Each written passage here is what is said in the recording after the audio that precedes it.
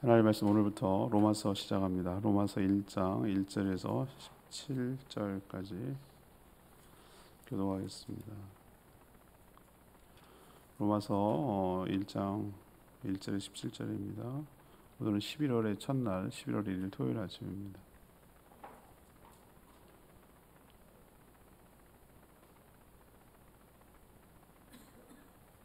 교독하겠습니다. 예수 그리스도의 종 바울은 사도로 부르심을 받아 하나님의 복음을 위하여 택정함을 입었으니 이 복음은 하나님이 선지자들을 통하여 그의 아들을 관하여 성경에 미리 약속하신 것이라.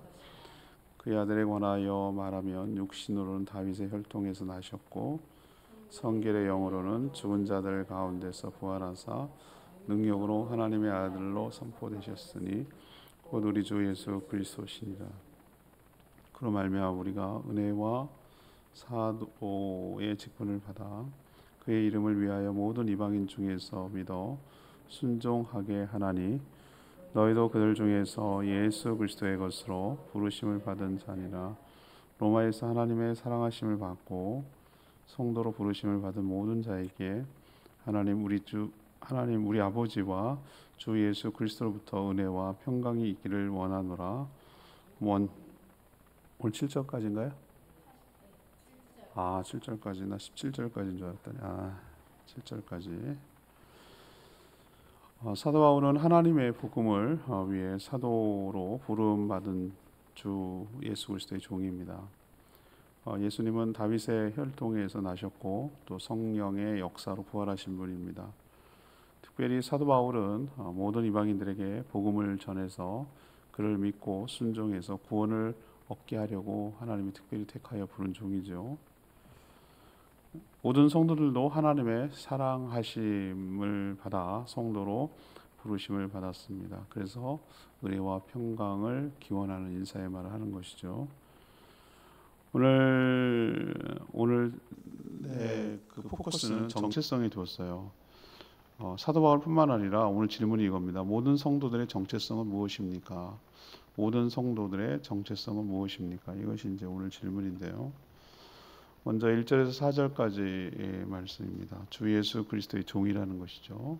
주 예수 그리스도의 종이다. 이게 첫 번째 정체성입니다. 사도 바울은 로마에 살며 신앙생활하는 성도들에게 자신의 정체성을 밝히며 자신을 소개하고 있습니다. 사실 사도 바울이 로마 교회를 세운 건 아니에요. 가보지도 않았어요.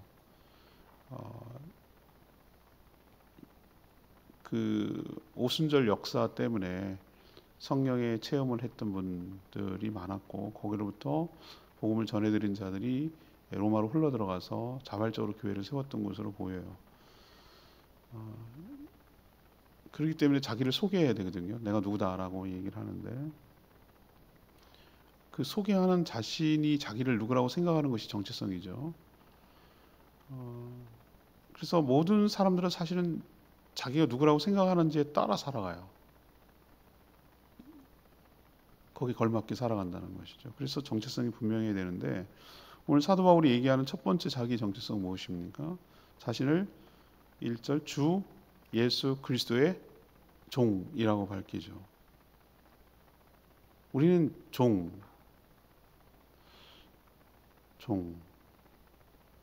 우리 종 그러면 어떤 이미지가 떠오릅니까? 조선시대나 고려시대 생각해 보세요. 종이 어떤 거? 노비지, 노비. 옛날에 요즘 고문서가 발견돼가지고 진짜 이름도 성도 없어요. 그냥 별명으로 불러요. 개똥이, 막둥이. 노비는 그래요. 노비. 노비는 그렇게 천민은 그렇게 지냈어요. 그냥 요즘 그 뒤에도 이제 나중에 인권이라는 개념이 조금 들어가가지고 아무 잘못이 없는데 사람을 죽이면 안 됐어요. 주인이 하더라도. 그렇지만 뭐 여러 가지 마음대로 하거나 학대하고 이러기도 할 말이 없어요. 노예는 그냥 뭐라고 소모품이에요. 소유물의 개념이에요. 사고 팔고 하는 개념이에요. 당시는 더 했겠죠. 당시 문화로 보면 종은 아무런 자유나 권리가 없는 천한 종이에요. 참 기가 막히죠. 지금 이게 뭐 교만함이라고 극치라고 하는데 주의 종입니다. 전 주의 종입니다. 그래놓고 주님이 종이야. 자기가 주인이고 이런 분들도 있어요. 그렇게 살아가는 사람 기가 막힌데, 사도 바울은 자신을 두고 예수 그리스도의 종이다라고 분명히 밝히고 있어요. 그래서 자신의 모든 삶이 이렇게 밝히는 이유가 뭐죠? 자기 정체성 따라 살아간다고 했으니까 나는 주의 종입니다 라는 의미는 나는 나의 삶의 모든 주인이 누구입니까? 주 예수 그리스도십니다. 그 뜻이잖아요. 나는 종이라는 얘기는. 그럼 나는 어떻게 살아야 된다는 얘기죠? 나는 그분의 모든 나의 삶이 그분께 달려있고, 그분이 모든 생사 여타를 주인이 갖고 있고, 나는 내 자유로 내 마음대로 하는 것이 아니라 철저하게 주인의 말씀에 따라 나는 살아가는 사람입니다 라는 의미잖아요. 맞죠? 그게 종이라는 의미잖아요. 그럼 예수 그리스도는 주인일만 하냐? 그걸 이제 설명하는데, 예수 그리스도는 다윗의 혈통으로 나셨다. 이 의미는 어떤 의미냐? 하나님께서 오랫동안 구약을 통해서 예언했던 그 예언이 성취된 바로 그 예언된 그분이다. 그분이 메시아다. 그리스도다라는 것을 이 한마디로 이제 표현하고 있어요. 구약의 언약의 성취다.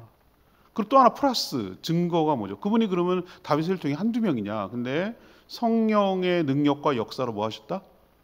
부활하셨다. 이 두 가지 조건이 충족되는 분은 메시아인데, 이건 얘 메시아밖에 없어요. 이게 메시아예요. 다윗의 혈통으로 육신으로 나셨다.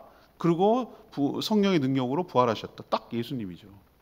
그분이 메시아다. 하나님이 예고했던 바로 그분이다.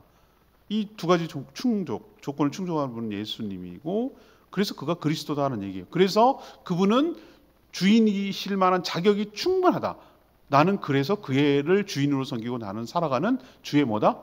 종이다 라는 그런 지금 논리를 피고 있는 거예요. 자, 오늘 이 얘기를 쭉 하는 이유가 뭐겠어요? 바울만 그럴까? 바울만 그럴까? 저는 바울만 아니라 모든 성도들 역시 동일하게 예수 그리스도를 주인으로 모시고 살아가는 주의 종임을 기억하며 살아가야 될 줄로 압니다. 자기 인식이 중요해요. 이게 굉장히 중요한데요. 내 마음대로 사는 거 아니에요. 이제부터는 누가 주인이라고요? 예수 그리스도가 주인이에요. 우리는 자꾸 이걸 잊어버려요. 내가 여전히 주인이에요. 저도 그래요. 저도 내가 움직이는 것 같고 내가 물건 들면은 내가 하는 것 같으니까 내가 주인처럼 보여요. 근데 우리의 모든 삶은, 내가 먹는 이유도, 내가 자는 이유도, 내가 살아가는 이유도, 내가 뭘 하는 이유도 모두 전부 다 주인의 뜻에 따라, 주인의 명령에 따라 주인을 위해서 철저하게 그분을 위해서, 그분의 명령 따라 그분을 위해서 살아가는 종의 삶을 살아야 된다라고 사도 바울은 우리에게 얘기하고 있는 거예요. 이 정체성 잊어버리지 말고 평생 끝까지 예수 그리스도는 그럴 만한 분이에요. 좀 이따도 설명하겠지만 나를 위해서 목숨을 건지고 나를 구원해 주신 분이니까 그럴 만한 충분한 자격을 갖춘 분이에요. 우리도 주의 종으로 살아가는, 종이라고 해놓고 말만 해놓고 지가 주인으로 사는 그런 거 말고 진짜로 모든 것을 진짜 주인으로 모시고 살아가는지 우리를 점검하고 주인으로 모시고 살아가는 저와 여러분 되기를 소망합니다. 두 번째 정체성은 5절 6절 말씀입니다. 각각 특별한 사명을 받았다. 각각 특별한 사명을 받았다라는 인식을 갖고 있어요. 모든 성도들은 하나님의 은혜로 구원을 받았고 또 동시에 주의 종으로 부르심을 받았어요. 모두 예수 그리스도의 종이라고 해서 똑같은 존재는 아니에요. 직분이 다르고 역할이 다르고 생김새도 다르고 다 달라요. 다 다르기 때문에 보석 같은, 그래서 더 아름다울 수 있어요. 획이라 찍어내듯이 하지 않고 하나님께서 보세요. 하나님이 저는 천지 만물을 창조하시고 기가 막힌 창조주고 크리에이터, 창조라주라는 게, 우리는 눈 내리는 결정체가 다 육각형인데 육각형 모양이 다 다른 거 아세요? 경우의 수가, 육각형을 낼 수 있는 경우의 수가 몇 가지나 되겠어요? 다 달라요. 눈도 달라. 눈도 결정체에 따라 달라요. 우리도 보면 쌍둥이도 달라. 우린 다 다른 게 오히려 더 감사한 거예요. 왜? 조화롭게 살고 보완하고 살고 서로를 필요로 하고 살아가는 존재들이기 때문에 그런 거죠. 다 다르겠다. 우리를 찍어내듯이 하지 않았다는 거예요. 우리를 다 개성이 있게 독특하게 한 사람 한 사람을 귀하게 그렇게 만들었다는 뜻도 되잖아요. 그죠? 다 예수 그리스도 때문에 구원받았어요. 이건 공통점. 그러나 직분도 다르고 역할도 다 달라요. 사도 바울은 특히 어떤 거라고 자기를 인식하죠? 특별히 이방인들에게 복음을 처음엔 자기가 그렇게 인식 못했어요. 점점 가면서 복음을 하면서 처음엔 자기는 유대인을 집중했어요. 자기도 회당에 가서 하다가 어느 순간 지점이 옵니다. 사도행전 보면 알잖아요, 그죠? 딱 보면 나는 이제부터 어디로 간다? 유대인이 아니라 이방인에게로 가겠다. 자기 이제 하나님께서 몰아가고 성령께서 인도해 간다는 걸 점점 하고, 또 아나니아가 불렀을 때 저 사람은 내가 이방인들을 위해서 특별히 세운 주의 종이다, 그릇이다라고 얘기를 하잖아요. 하나님 계획을 다 갖고 계시고 불렀다니까요. 자기도 이제 인식하게 됐어요. 자기는 유대인들을 배제하는 건 아니지만 이방인들에게 복음을 전해서 믿게, 순종해서 믿게 하고 구원을 받게 하려는 그 일을 위한 종. 우리도 여러 종들이 있는데 넌 이거 시켜, 넌 이거 다 다르잖아요, 용도가. 그렇게 세워진 종이죠. 이 사도라는 게 뭐죠? 어느 한 곳에 머물지 않아요. 지금은 사도가 있느냐? 이거 갖고 논쟁이 엄청 심합니다. 지금도 여전히 이거 갖고 막 시비를 거는 사람이 있어요. 지금도 사도가 존재한다. 우린 사도적 삶을, 말은 좋지. 물론 사도적 삶을 살아요. 보냄을 받았으니까. 그런 의미에서는 좋지만 직분론을 가지고 주장하는 사람들이 가끔 있어요. 근데 제가 보기에는 그거는 아니에요. 제가 보기에는 아니에요. 사도는 그럼 어떻게 해야 되냐? 한 곳에 머물지 않아요. 계속 다니. 그래서 뭐 순회 선교사가 사도적 삶이 아니냐? 뭐 이렇게 말하는 사람이 있는데 조금 지금 오바스럽고, 제가 보낸 그 요때 피로에서 정말 1세기 이에 1세기 2세기에 특별히 하나님께서 이때를 위해서 복음을 전 세계에 확산시켜 복음을 전하기 위해서 이렇게 했는데, 지금 선교사는 또 아니에요. 지금 선교사는 어떻죠? 예를 들면 무슨 어디 한 곳에 있어가지고 어떤 특정한 민족과 종족을 향해서 어떤 특정한 사역을 하잖아요. 돌아다니지 않잖아요. 떠나고 때로 어디 한 곳에 머물고 속하지 않았잖아요. 속하지 않아야 그게 선교사가 아니라 사도의 삶을 살아가는 건데, 사도 바울 보세요. 어디에 있습니까? 물론 1년 6개월 고린도에 머물기도 하고 에베소에 머물기도 하고 오랫동안 머문 데는 있어요. 그렇지만 영원히 거기서 사역하지는 않았어요. 그렇기 때문에 목회자도 아니고 지금의 선교사도 사도라고 할 수는 없어요. 물론 사도적인 삶을 살아야 돼요, 성도가. 그러나 사도는 그때만의 직분이라고 저는 봐요. 그래서 어느 한 곳에 머물지 않고 계속 다니면서 복음을 전해요. 그래갖고 그렇게 해서 믿는 자들이 생겼잖아요. 그럼 그들이 자연스럽게 뭐가 형성됩니까? 커뮤니티 처치, 지역 교회, 공동체가 세워지잖아요. 물론 안 세워진 데도 있어요. 아테네 같은 데는 안 세워졌어요. 베레아 같은 데 왜 안 세워졌을까? 세워졌다고 저는 봐요. 근데 서신이 안 써져서 우리가 존재감이 없는 거지. 빌립보도 세워졌어. 나는 세워졌다고 봐요. 베레아 사람들은 신사적이라서 하나님 말씀을 묵상하고 그런가 해서 날마다 상고한다고 그랬거든요. 그러면 거기 있는 사람들이 있다니, 다만 거기다 편지를 안 썼을 뿐이에요. 그 인근이 묶여져 있었기 때문에. 그렇게 돌아가면서 세워졌어요. 아덴도 이제 나중에는 이제 복음이 들어갔겠죠. 중요한 포지션을 갖고 있는 게 에베소, 아시아 지역에서 에베소 지역이고 고린도 지역이고 빌립보 지역이고 요런 데는 아주 핵심 거점이라고 할 수 있는데, 이렇게 해서 편지가 보내지고 했잖아요. 소아시아 있는 교회인데. 자, 이렇게 공동체가 세워지면 어떡합니까? 목양할 리더, 그럴 때는 장로라고 불렀어요. 지금의 장로라고 생각하면 안 돼요. 성경에 나온 표현이. 지금의 목회자라고 볼 수 있어요. 그 세워놓고 또 다른 곳으로 또 이동해. 또 교회를 세우고. 이런 게 직분이 뭐죠? 바로 사도의 직분이에요. 이걸 사도라고 해요. 지금은 사도라는 직분은 없어요. 물론 선교사도 보냄을 받았지만 어느 한 곳에 정착하며 사역하기 때문에 사도라는 개념은 좀 그래요. 직분적으로 보면 사도적 삶을 살지만, 이 얘기는 제가 왜 이렇게 길게 하죠? 우리 또한 그래요. 주의 종이라고 해서 똑같은 사역하는 거 아니에요. 그렇다고 차별이 있는 것도 아니에요. 다 달라요. 해야 될 일이 있고 해야 될 일이 있어요. 자동차 하나 만드는데 수만 가지 부품이 들어가고, 건물 하나 세우는데 수만 가지 자재가 들어가고, 이렇게 해서 하나의 건물이 세워지는 것처럼 교회를 세워가고 하나님 나라를 확장하는데 수많은 직분과 수많은 사람들의 헌신과 노력이 있어야 돼요. 나사 하나 잘못 빠지면 우선 터져요. 그런 것처럼 작건 크건 간에 내가 어느 한 모통이 붙들고 내가 그 기묘하게 거기에 쓰임받고 내가 있어야 될 자리에 있고 내가 끼워 있어야 될, 내가 해야 될 역할을 잘 감당할 때 하나님은 동일하게 전부 다 귀한 종으로 인식하고 계시고 종이라고 인정하여 주실 줄 압니다. 다른 것이 틀린 것이 아니고 다른 것이 차별화돼서는 안 된다는 거예요. 다르다고 차별해서는 안 돼요. 목사만 귀한 직분입니까? 왜 목회자가 귀한 직분이라고 여기지는 거죠? 말씀 때문에 그래요. 말씀 때문에. 말씀에 입각해서 복음을 그대로 말씀을 전해야 될 책임이 있기 때문에, 말씀에 입각해서 교회를 다스리고 치리하고 목양을 해야 되기 때문에, 그래서 그 사람 자체가 귀한 게 아니고 대단한 게 아니고 그 말씀을 맡았기 때문에 그래서 귀하게 여겨지는 건 맞아요. 그러나 하나님 눈으로 시각으로 보면 얘는 이래서 귀하고 얘는 이 일을 해서 귀하고 이건 이 일을 해서 귀하고, 시편에 보면 나는 성전 문지기로 있는 것이 좋사오니, 무슨 그 표현이 있잖아요, 그죠? 나는 바깥에 다른 일을 하는 것보다 성전 문지기로. 옛날에는 종을 이렇게 쳤는데 나는 종지기로 있는 것이, 교회 종치는 거, 시그널하는 거, 그게 나는 좋다는 거예요.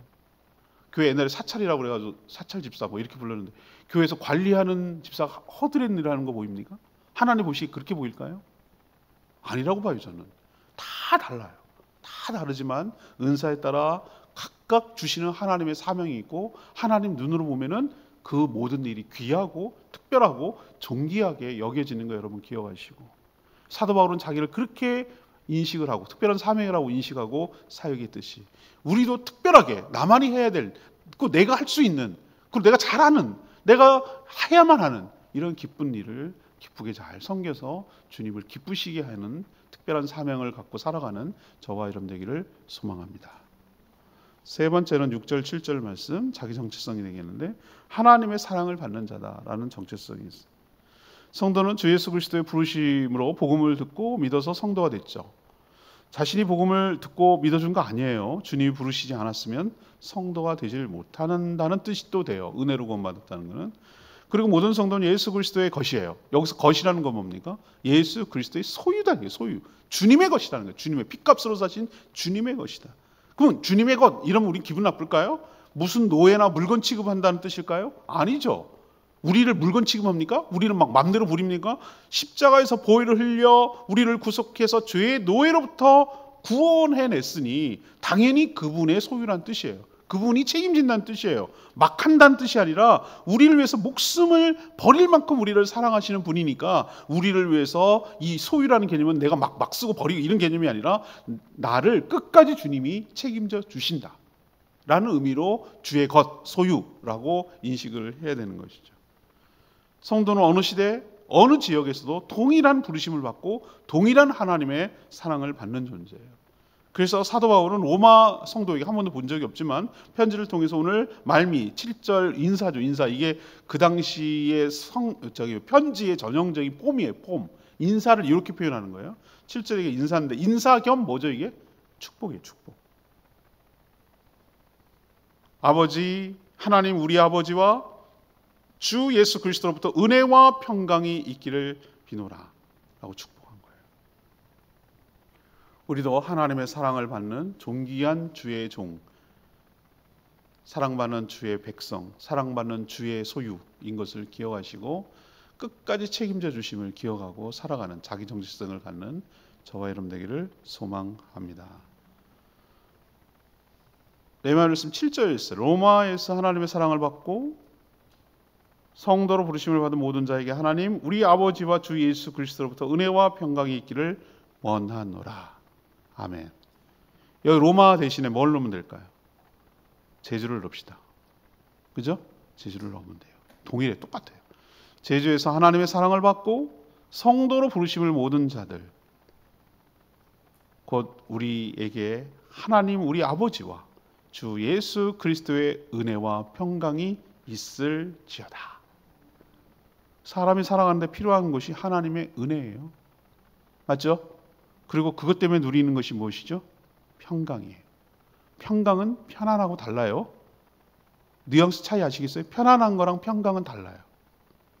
하나님 그리고 주 예수 그리스도 때문에 어떤 상황 속에서도 누리는 안정감, 이것을 우리는 평안이다 이렇게 불러요. 왜? 어떤 상황 속에서도 우리가 확실히 믿고 의지할 분이 있다는 것, 이것 때문에 느끼는 안정감, 두려워하지 않는, 믿는 구석이 있는, 기댈 때가 있는, 두려워하지 않고 당황하지 않고 걱정하지 않을 수 있는 근거가 거기에 있는 하나님이 나의 아버지시고 내가 은혜 받는 사랑받는 자녀인 것을 기억하며 살아가는 것, 이게 나를 얼마나 힘이 나게 하고 내가 나를 안정적으로 살게 하는지 몰라요.